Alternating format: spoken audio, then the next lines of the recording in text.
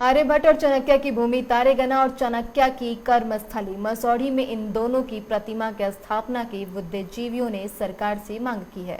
इसके साथ ही तारेगना में आर्यभट्ट की वेधशाला बनाने की भी मांग राज्य सरकार और भारत सरकार से की गई है।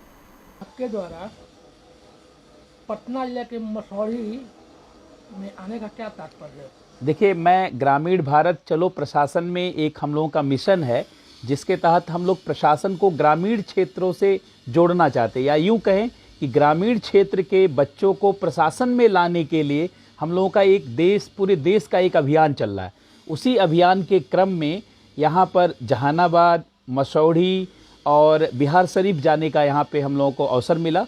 और इसी दौरान जब हमें पता चला कि ये मसौढ़ी जगह ही तारेगना है, जो आर्यभट्ट की शोध स्थली रही है, और पूरी दुनिया के वैज्ञानिक और पूरी दुनिया के बुद्धिजीवी इस बात से परिचित हैं कि तारेगना ही वो एक लोकेशन है जहाँ से पूरे ब्रह्मांड की सबसे बेहतर स्थिति है, जहाँ से पूरे ब्रह्मांड को बहुत अच्छे से जाना जा सकता है। चाहे वो तारों की स्थिति हो, चाहे वो मंदाकिनियों की स्थिति हो, चाहे उल्का पिंडों की स्थिति हो, चाहे क्षुद्र ग्रहों की स्थिति हो, चाहे पुच्छल तारों की स्थिति हो, अर्थात प्लैनेट, सब प्लैनेट, गैलेक्सी, यूनिवर्स, सबको। तो मुझे और बहुत ही प्रेरणा मिली कि ये तो बहुत अच्छी बात है कि हम उसी जगह पर आ गए जिस जगह के बारे में कभी कल्पना करते थे, जिस जगह के बारे में पढ़ते थे। तो ये मेरे लिए बहुत अच्छा अवसर रहा। और फिर मुझे ये पता चला कि इस इतनी बड़ी धरती पर जिसके अध्ययन से, जिसके शोध से पूरी दुनिया पहली बार परिचित हुई कि पूरे ब्रह्मांड के, पूरे सौर मंडल के केंद्र में पृथ्वी नहीं है बल्कि सूर्य है, उस व्यक्ति के नाम पर, उस व्यक्ति को लेकर के इस क्षेत्र में उनकी कोई पहचान नहीं है। और लोग यहाँ तक कि आर्यभट्ट को कैसे याद करें, इसको लेकर के कोई भी यहाँ स्मृति नहीं है उनकी। तो ये बड़ा ही सोचने जैसा मुझे लगा, और मुझे लगा कि ये तो बहुत ही चिंता का विषय है।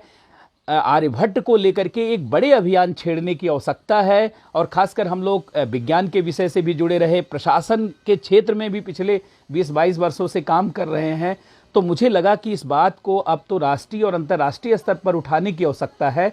खासकर दिल्ली में प्रधानमंत्री कार्यालय तक पहुंचाने की इस बात को आवश्यकता है, क्योंकि इसरो जो है वो प्रधानमंत्री कार्यालय सीधे पीएमओ के अंतर्गत आता है। और इसरो अगर कोई इस्टेब्लिश रिसर्च इस क्षेत्र को लेकर के करता है, क्योंकि उसके पास इंफ्रास्ट्रक्चर है, उसके पास सैटेलाइट्स है, उसके पास बहुत अच्छे वैज्ञानिक हैं, शोध के पूरे जानते हैं उपकरण है, व्यवस्थाएं हैं, तो निश्चित रूप से इस क्षेत्र के उस गौरव को से लोग परिचित हो सकते हैं जो प्राचीन काल में यहाँ गौरव स्थापित था, गुप्त काल में। तो गुप्त काल की वैज्ञानिक जो गौरव था वो आधुनिक समय में लोग उसको न केवल जानेंगे बल्कि इसके माध्यम से वैज्ञानिक साक्षरता का भी प्रसार होगा। भारत के वैज्ञानिक विरासत और वैज्ञानिक गौरव को लेकर के भी पूरी दुनिया जान पाएगी कि ये वही तारेगना है जहाँ जो है कैपलर से पहले, जहाँ पर कापरनिकस से भी पहले 1100 वर्ष पहले आर्यभट्ट ने ये सिद्ध कर दिया था कि यह जो सोलर सिस्टम है हेलियोसेंट्रिक है, नॉट जियोसेंट्रिक। क्या कुछ करने की आवश्यकता है? पटना गया रेलखंड में तारेगना स्टेशन तो है, लेकिन जिसके नाम पर तारेगना है आर्यभट्ट, उसी को यहाँ पुनर्जीवित करने की आवश्यकता है। क्या कुछ करना चाहेंगे आप? सर्वप्रथम मैं आर्यभट्ट की कर्मभूमि तारेगना मसौढ़ी से बिहार न्यूज़ को इस अवसर के लिए अपना धन्यवाद देता हूँ। सच्चाई यह है कि आर्यभट्ट ने विश्व को वो चीज़ दे रखी जिस पर कि आज भी पूरा विश्व चल रहा है। और यह सुनकर और देखकर बहुत ही चिंता का विषय बनता है कि किस तरह से आर्यभट्ट की यह भूमि बिना पहचान की बनी हुई है। यह निश्चित रूप से हम सब लोगों के लिए चिंता का विषय है।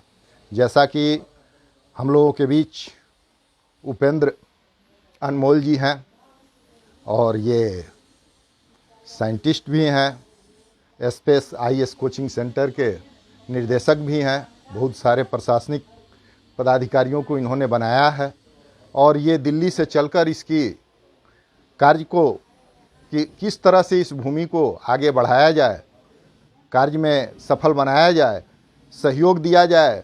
हम लोगों के आर्य चेतना मंच के सुनील जी बैठे हुए हैं